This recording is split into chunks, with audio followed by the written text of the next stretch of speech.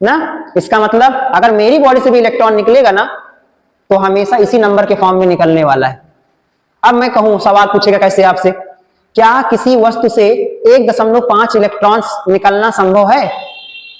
Sir नहीं संभव है। क्यों? क्योंकि आवेश क्वांटीकरण कहता है किसी बॉडी से जब भी इलेक्ट्रॉन निकलेगा वह हमेशा इलेक्ट्रॉन का पूर्ण गुणज होता है। इलेक्ट्रॉन का पूर्ण गुणज, अर्थात इसका मतलब क्या है, आवेश हमेशा प्लस माइनस एन ई के फॉर्म में होगा। ये इसका फॉर्मूला बन गया, ये एन हो गया ना, ये एन बराबर 1 2 3 4, समझ में आया ना। ये इसका पहला फॉर्मूला आपको मिल रहा है, आवेश क्वांटीकरण का ये फॉर्मूला बन जाएगा। इलेक्ट्रॉन हमेशा पूर्णांकों के गुणा के रूप में पाया जाएगा। ऐसा नहीं कि आवेश का मान डेसिमल में नहीं आएगा, नहीं, आवेश का मान डेसिमल में हो सकता है, लेकिन इलेक्ट्रॉनों की संख्या डेसिमल में नहीं हो सकती है। मैं क्या समझा रहा हूं, एन का मान कभी भी, ठीक है ना, फ्रैक्शन भिन्न या दशमलव में नहीं होना चाहिए। एन माने क्या होता है? एन माने नंबर ऑफ इलेक्ट्रॉन, इलेक्ट्रॉनों की संख्या।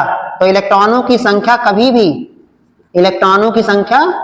भी दशमलव में नहीं पाई जाती, भिन्न के रूप में नहीं पाया जाएगा, केवल हमेशा पूर्णांक के रूप में, केवल पूर्णांक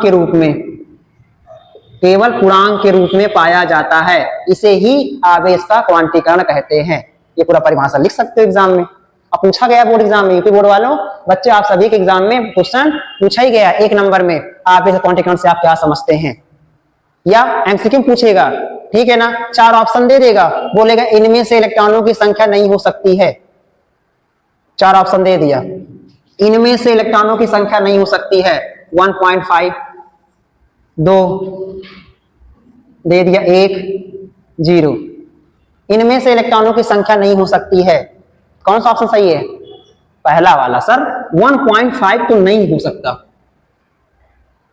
ठीक है ना, 0 तो हो सकता है। 0 मतलब ना तो हम देना है हमें, ना तो लेना है, हम न्यूट्रल है, न्यूट्रॉन, इस तरीके से। समझ में आया ना? तो फाइनली आपका 1 नंबर तैयार हो गया।